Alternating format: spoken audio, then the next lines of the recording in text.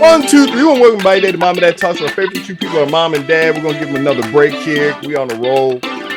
Yes, we do have the same stuff on. Okay, fine.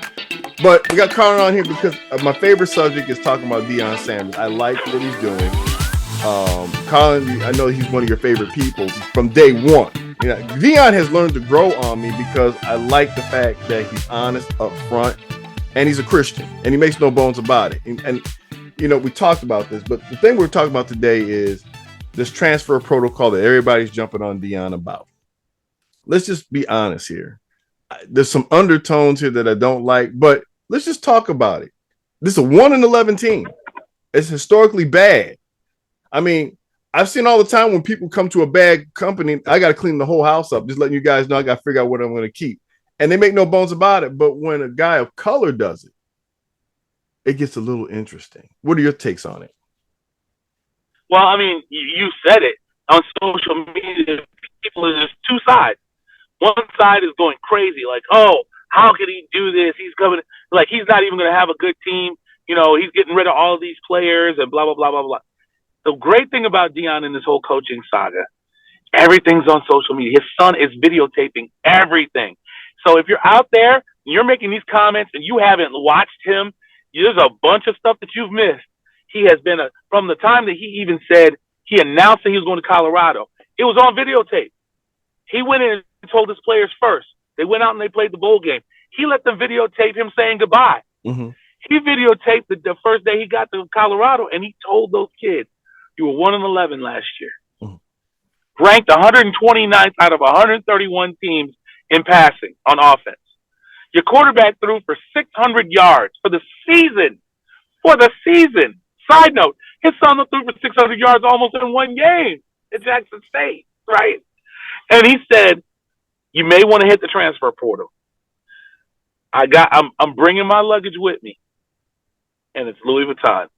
And the people don't like that because it's like trash talking or whatever. All those poor kids in Colorado, those kids were getting full scholarships, and they had every chance to prove themselves under the old coaches, right?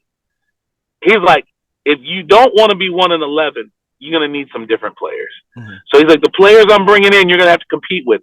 He's bringing in the number one athlete in America, Travis Hunter, the number one cornerback in America, Cormani McLean. Mm-hmm. He's bringing his son, Shador, who has thrown for 3,000 yards every season since his junior season in high school. The kid hasn't thrown more than 14 touchdowns and 14 interceptions, in 4 years since high school.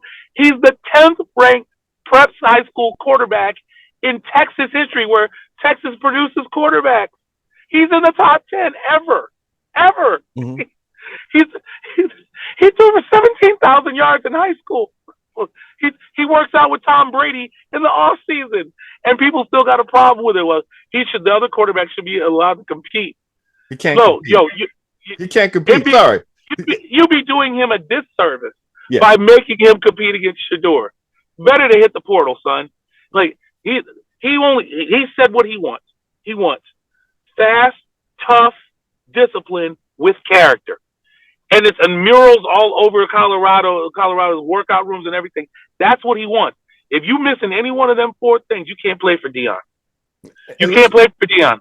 End of that. We have friends. You and I have friends. And we'll go ahead and say who that. Marva and Byron Green, whose son, BJ, led the Pac-12 in sacks. He's getting ready to play against Colorado.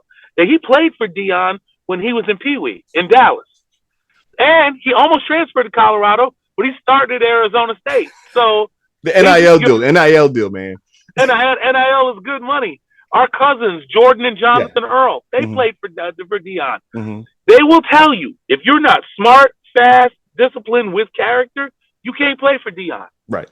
And those guys, God bless them, if you 1-11, historically bad, losing by 30 points a game, you got no business. You got no business playing on the field. And last thing I'll say, let's be clear. He has not asked anybody to leave. He just came in and said, "This is our workout regimen. Mm-hmm. This is what it takes to be a winner. If you can't take this process or this program, we'll just part ways, amicably." And so you got 71 guys that hit the portal. You know why? Because them 71 guys went 1-11, and they knew they don't have what it takes to play for Deion. And this would be realistic. You know, when I was first time coach, I never cut any kid. Never. Me either. Me either. But the workout regimens and when I put the drills, cut you. I had many kids quit. Like, is this what it takes to win? I said, you said you want to be a winner. This is what it takes. The regiment will take you out. And they quit. And I think that's the part that I like about Deion. He doesn't talk about the kids being quitters. He just says they're just not good for here. You know what I'm saying? And that's the problem here's the thing, the problem that people have, they make up that issue in order to cover up the fact is the problem they have with Deion has nothing to do with that. The problem they have with Deion is that he's prime time, that he's pretty when he's doing it, that he's got that he's branded Coach Prime. You know what I'm saying? And gold and black. Listen, it couldn't be any better. He got all the gold he could want in Colorado. They don't love that. They don't like that he wears a cowboy hat. He's like, he makes phrases like "I ain't hard to find" or "We coming." You know what I mean? They don't like the fact that he's dancing. But understand, when you look at him watching he's dancing, he's got a play sheet attached to his sweatsuit. He's got something in his inner ear where he's talking to his assistant coaches. The man is about business first. He makes the main thing the main thing. But you don't like him because he told you he was going to do it, right? And that's okay. I'm not saying that people should like him, and I understand all those. But here's what I'm going to say, and people hate me for this. I know they do. I know some people that went to school with us that hate me for this, right? But I'm going to point out hypocrisy. Many of those same people that hate Deion for telling him what they're going to do and doing it, and being Coach Prime, voted for a man who flies around with a plane with a name on it. Voted for a man who's branded the whole country with his name. It's not even a political party anymore. It's his party. And they walk around, instead of having Republican up here, they have his name up here. But you got a problem with Deion. And let's just be realistic, folks. And hypocrisy. You know, the hypocrisy that people have is and let's just be real. There are serious undertones here. I mean, at the end of the day, you know, I'm a Piston fan. Now, people love or hate the Pistons. I love the Pistons for one simple reason. They won. At the end of the day, you can hate them all you want. We played with the rules at the time frame and beat you behind. Sorry. And we didn't make no apologies about it. We didn't say sorry about it. Like, we just beat you. Now what you going to do? Right? But it made everybody better. That's what made Michael Jordan get a jump shot. You know? As a Bulls fan, I had to digest that and understand that, you know what? If we didn't like it, we should have beat them. Right? And I'm okay with that theory, and I'm okay applying it even to who we just talked about as far as politics are concerned. But you're not willing to do the same thing with Deion. Well, he's a loser. No, he's been a winner everywhere he's gone. So now your excuse is, well, it was the swag. Well, okay, he's taking over a 1-11 team. Let's wait and see what happens. Fact of the matter is this: if he only wins 2 games next year, it's a 100% increase in win. And let's talk about the swag. I really hate the fact that they're blackballing, no pun intended, the swag. The swag has put some of the best players on the planet in football. People forget that. Walter Payton, Jerry Rice, Michael Strahan. These guys came from HBCUs, folks. Let me just point that out. So if they were whack, why would these guys be all-time greats in the NFL? In fact, that's how the Steelers pretty much built their program. The Raiders followed suit. Eventually, everybody started to get black players because guess what? Everybody was going to the SWAC and these HBCUs getting the best players out. And it basically had the drain of talent and going to these other schools. That's really what happened. And so they're just getting the leftovers and what they have. And so it's caused a snowball effect, unfortunately. So, folks, you know, study your history first. The SWAC is good. And it can be even better. They just need an opportunity. And that's what Deion is doing. He's trying to provide that opportunity. Say, hey, there's some good players. And let's just remember, he's always SWAC, folks.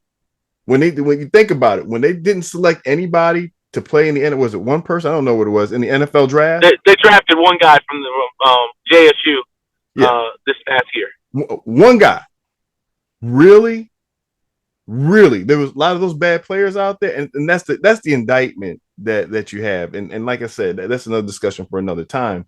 But the point is that The more and more I see, and Deion's old school. You know, I'm old school. You know, showing up late is showing up on time. That's the way I was raised. 15 minutes early. You know, that's just how it works.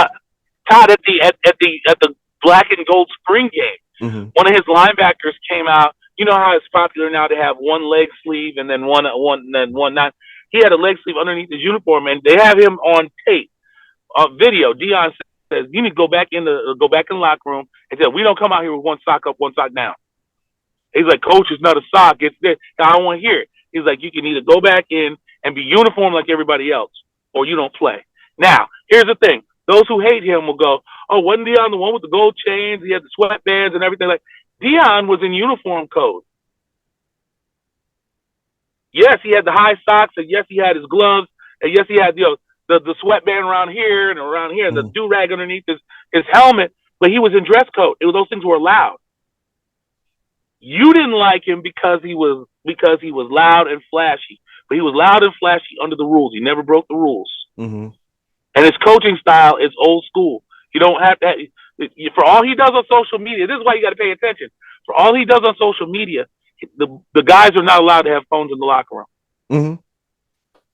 When he says they've got video of him going off on those guys. He said, "If I see you on your darn phone, I'm kicking you out of the program." Like, he wants their full attention, and so, you know, people have this persona and they fill in gaps. They fill it in with lies.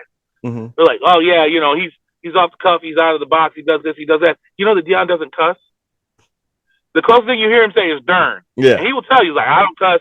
He's like, "My sons do." He's like, "I didn't raise them that way, but you know, they're grown men now." Blah blah blah blah blah blah. But people got to understand. You got to put your hate aside for a second and at least acknowledge the facts. You don't have to like him. Don't lie on the man. Right. And I think that's the sad part about it, man, is that I'm seeing him do old school stuff that makes winning programs. That's about the basics. They talk about Bill Belichick all the time. He's old school. He wins, right? And guess what? He's consistent. And guess what?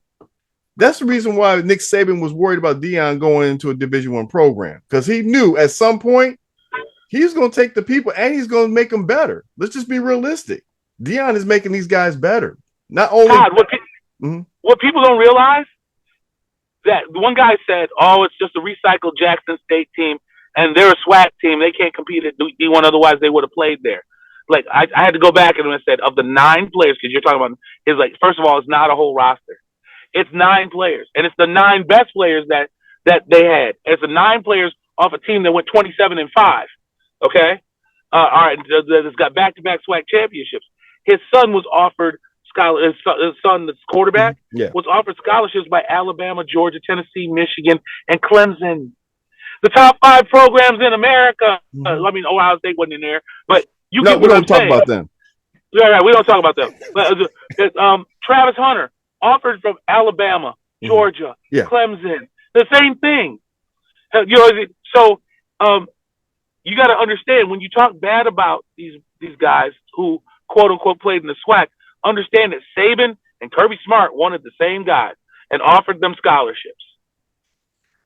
So if they're that bad, Alabama and Georgia and Clemson and Florida and Tennessee wouldn't have wanted them. And my favorite team, Michigan, wouldn't have wanted them, which they did. I mean, folks, you know, like I said, you know, I wish people would just, you know, take their prejudice aside and just look at the real facts. Look what's in front of you. And like I said, when you see something the same way happen somewhere else and you have those feelings of hate for someone else of a different color, we talked about this before, there's a problem there and you need to check it. That's all. And a lot of people get mad at you for checking them. They don't get mad at you for doing it. And that's the thing, pointing it out. Like, we know what the problem is. You just showed us. Well, why are you bringing the race card in it? You brought race in it just by your so-called values. They're not consistent. And that's, you know, so like, Todd, I feel like we need to say something here. I feel like you and I need to say something to the watching audience who doesn't look like us. We make allusions a lot of times to folks that we know, that we grew up with, went to school with, who are just staunch. I'm gonna be on this one side and not look at things. We love you. Yeah, we love you. If you were to come to us today, we would have such a good time. Sit down, eat food, have fun, laugh a whole bunch of stuff, and we would just talk about the good old time. We love you. Thank We you. just want you to do one thing: be consistent. Be consistent. That's it. It's Now, I'm not. We're not even talking about race. Just be consistent. If you are consistent about how you treat Sally Joe as to how you treat Letitia, we won't have anything to say. Be consistent. We love you. Yeah. I just want to thank you, Carlin, for saying that. So let everybody know that you are loved. And just want to let you know that enjoy this thing. Like I said, I can understand not liking Deion because he may be a little bit too much for you. I get it, right? People don't like the Pistons. My cousin right here don't like the Pistons. It's bad taste, but that's okay. You know what? I love the Pistons. I love the Detroit Pistons, especially the bad boys. You know what I'm saying? Because you know what?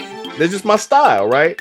I'm consistent. And when you play my style, Carlin will tell you, I'm going to like that style. Carlin's not going to like it. That's consistency. I don't change up. Now, I will change up the Pistons win with a different style, but I haven't seen him do it yet. Anyway, we'll see you next time on Mom and Dad Talk.